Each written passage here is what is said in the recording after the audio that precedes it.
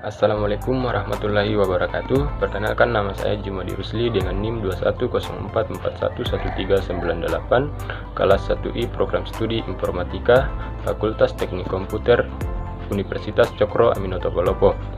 Saya akan mempresentasikan hasil analisis kami mengenai jurnal pengembangan modul praktikum perangkat lunak aplikasi dengan pendekatan problem based learning atau studi kasus IP di Universitas Cokro Aminoto Palopo.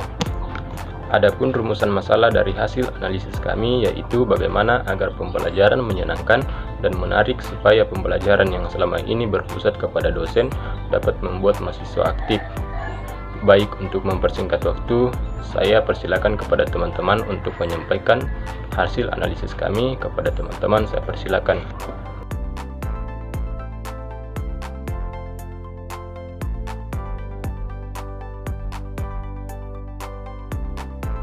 Perkenalkan, nama saya Suharni dengan NIM 2104411387 akan melanjutkan menyampaikan hasil analisis kami. Sebelum itu perlu diketahui apa itu hipotesis. Hipotesis merupakan jawaban sementara di rumusan masalah yang masih memerlukan pembuktian berdasarkan data yang telah dianalisis. Yang pertama, hipotesis H1, pembelajaran menyenangkan dan menarik dan pembelajaran yang selama ini berpusat pada dosen dapat mahasiswa aktif.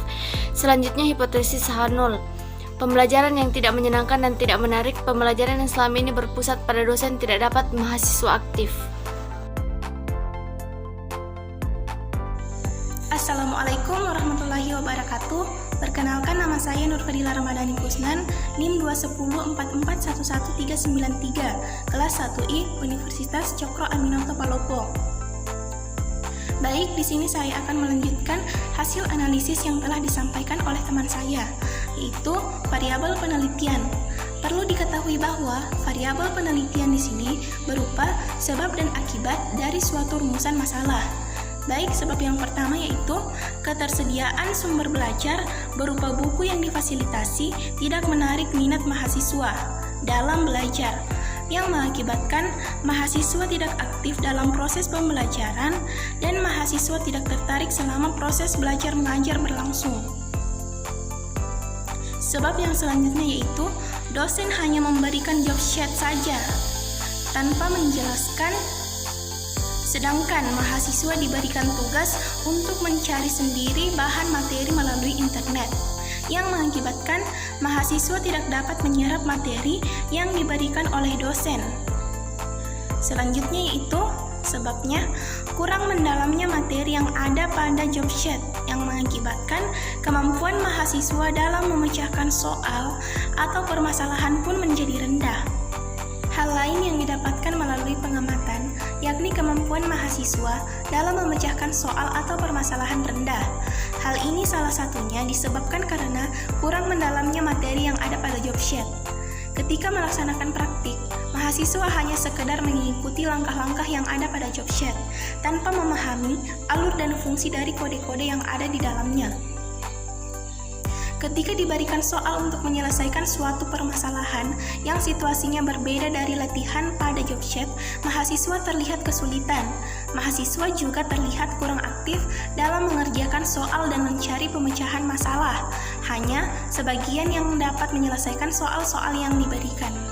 Berdasarkan hal di atas, peneliti melihat perlunya bahan belajar lain berupa modul cetak sebagai media bagi mahasiswa untuk memperoleh sumber materi yang lebih lengkap. Diharapkan modul cetak dapat digunakan untuk mahasiswa di mana saja dan kapan saja. Permasalahan yang telah dipaparkan tersebut dapat diberikan solusi, salah satunya dengan menerapkan suatu model atau metode pembelajaran. Terdapat bermacam model pembelajaran yang telah dikembangkan sehingga mampu diterapkan sesuai dengan kondisi siswa. Salah satunya yaitu model pembelajaran problem based learning. Jika dibandingkan dengan pembelajaran konvensional, pembelajaran berbasis problem based learning mempunyai banyak keunggulan. Di antaranya, lebih menyiapkan siswa untuk menghadapi masalah pada situasi nyata, memungkinkan peserta didik menjadi produsen pengetahuan dan dapat membantu peserta didik mengembangkan komunikasi, penalaran, dan kemampuan berpikir tingkat tinggi. Model pembelajaran problem-based learning adalah model pembelajaran yang menyajikan masalah kontekstual sehingga merangsang siswa untuk belajar aktif dan bekerja secara kelompok untuk mencari solusi dari permasalahan dunia nyata.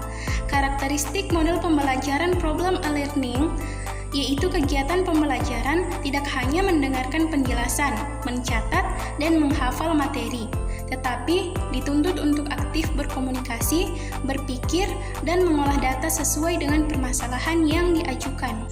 Dengan pembelajaran problem-based learning, peneliti menyatakan jika dari 136 mahasiswa aktif yang aktif mengikuti perkuliahan sebanyak 90 mahasiswa yang mendapatkan nilai A atau sebanyak 60%.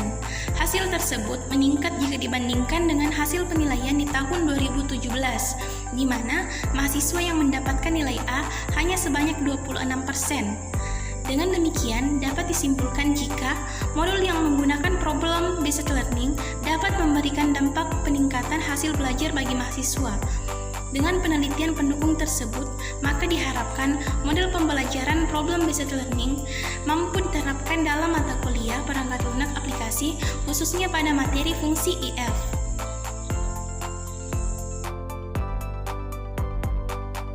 Perkenalkan, saya Nur Fatmila Sari Anugrah Zainuddin dengan NIM 210441396.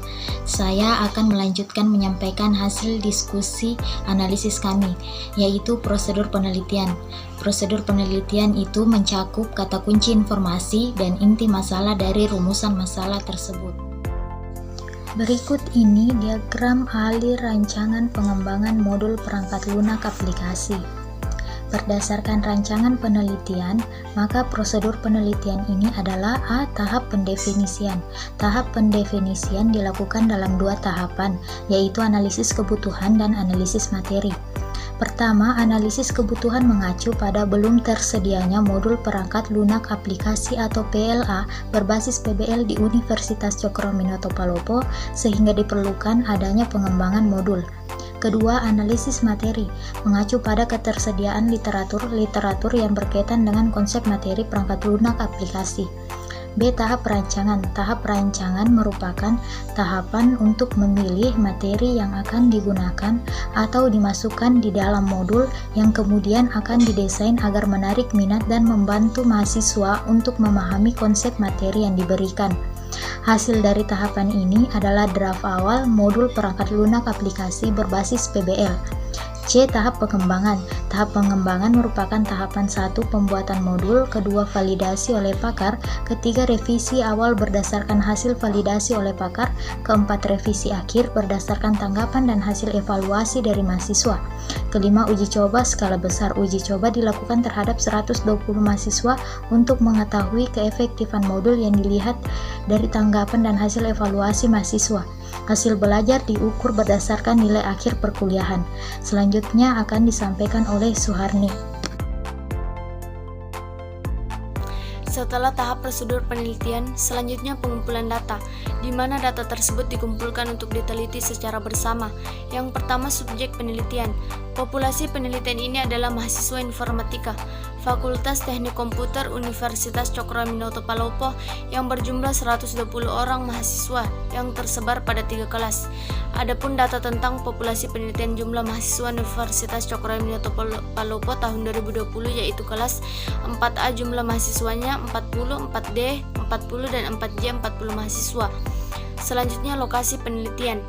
Waktu penelitian yang direncanakan selama 5 bulan. Penelitian ini dilaksanakan dalam lingkungan perguruan tinggi yang melibatkan mahasiswa yang memprogramkan mata kuliah perangkat lunak aplikasi pada program studi informatika FTKOM UNCP. Selanjutnya metode pengumpulan data. Yang pertama, observasi. Digunakan untuk mengetahui kondisi mahasiswa dan ketersediaan modul praktikum. Yang kedua, angket. Digunakan untuk mengetahui validasi isi modul perangkat lunak aplikasi berbasis PBL. Baik, selanjutnya kami akan menganalisis pengelolaan data dari jurnal tersebut. Di sini pengelolaan data yaitu penggambaran fakta atau pengertian suatu instruksi yang bisa disampaikan dan diolah baik oleh manusia ataupun mesin. Nah, bagian pengelolaan data di sini yaitu teknik analisis data. Analisis uji keahlian secara rasional diperoleh melalui hasil validasi para ahli terhadap instrumen penilaian kinerja yang kemudian dianalisis dengan mempertimbangkan penilaian, masukan, komentar, dan saran-saran validator. Hasil analisis tersebut dijadikan sebagai pedoman untuk merevisi produk yang masih mendapatkan penilaian kurang. Selanjutnya yaitu hasil penelitian. Fungsi IF atau rumus IF adalah salah satu fungsi Excel dalam kategori atau kelompok logikal yang sering digunakan untuk melakukan uji logika tertentu pada rumus Microsoft Excel. Rumus Excel IF akan menghasilkan sebuah nilai tertentu jika kondisi yang kita tentukan untuk dievaluasi terpenuhi atau true, dan akan menghasilkan nilai lainnya apabila uji logika atau kondisi ini tidak terpenuhi atau false. Dengan kata lain, fungsi IF Excel ini akan melakukan evaluasi terhadap uji logika tertentu, kemudian menghasilkan nilai true atau false. Nilai true adalah nilai di mana kondisi tersebut terpenuhi, dan nilai false adalah nilai untuk kondisi yang tidak terpenuhi. Selanjutnya yaitu perancangan. Yang dirancang di sini merupakan Microsoft Excel. Microsoft Excel adalah sistem general purpose electronic spreadsheet yang berfungsi untuk mengelola, mengorganisir, menghitung, menyediakan, maupun menganalisa data-data dan membuat grafik atau diagram berdasarkan data yang tersedia. Beberapa fungsi dari aplikasi Excel paling sering digunakan adalah fitur formulas dan functions yang lebih dikenal dengan istilah rumus Excel. Formula dan fungsi ini digunakan untuk membantu Anda dalam mengerjakan berbagai jenis pengolahan data secara cepat, tepat, dan semi otomatis. Kemudian, perintah dasar pada Microsoft Excel dapat berupa copy-paste. Selanjutnya, menu rangkuman. Menu ini berisi tentang intisari dari setiap pembahasan-pembahasan pada modul yang dibuat. Kemudian, menu latihan. Menu ini berisi tentang soal-soal latihan terhadap materi yang dijelaskan dalam modul. Tujuan dari latihan ini untuk mengetahui sejauh mana perkembangan pengetahuan peserta didik.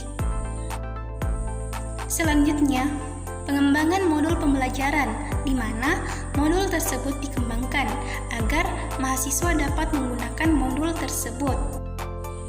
Setelah dikembangkan, selanjutnya diujilah kelayakan modul tersebut, di mana kelayakan modul diperoleh dari data yang telah didapatkan dari pengujian kepada ahli materi, ahli media, dan mahasiswa dalam uji coba lapangan skala kecil menggunakan angket non-tes. Berdasarkan hasil penilaian kelayakan dari para ahli dan mahasiswa dapat dijabarkan dalam pembahasan berikut. Yang pertama, ahli materi. Berdasarkan penilaian oleh dua orang ahli, 100% ahli menyatakan modul dalam kategori sangat layak digunakan sebagai media pembelajaran, walaupun perlu dilakukan revisi sesuai saran dari ahli. Yang kedua, uji coba modul kelompok kecil.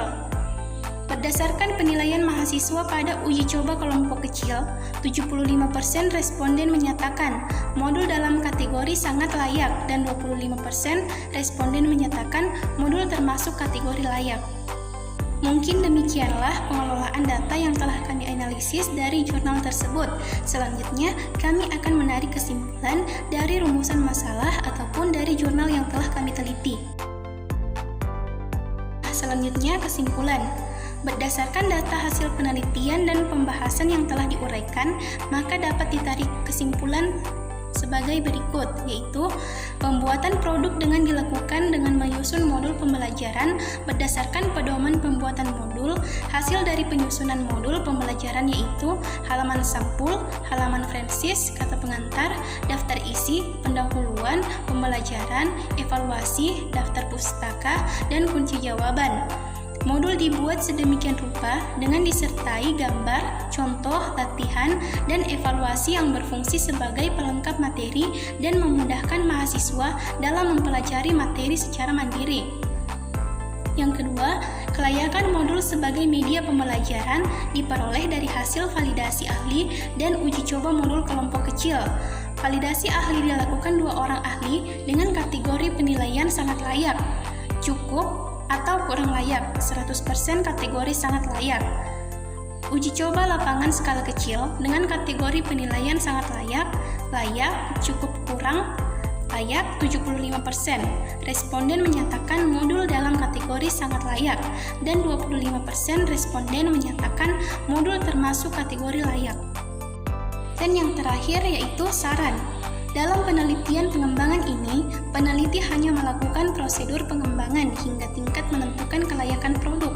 Bagi peneliti selanjutnya, diharapkan untuk dapat meneliti efektivitas produk sehingga dapat diketahui tingkat efektivitas pengembangan modul ini.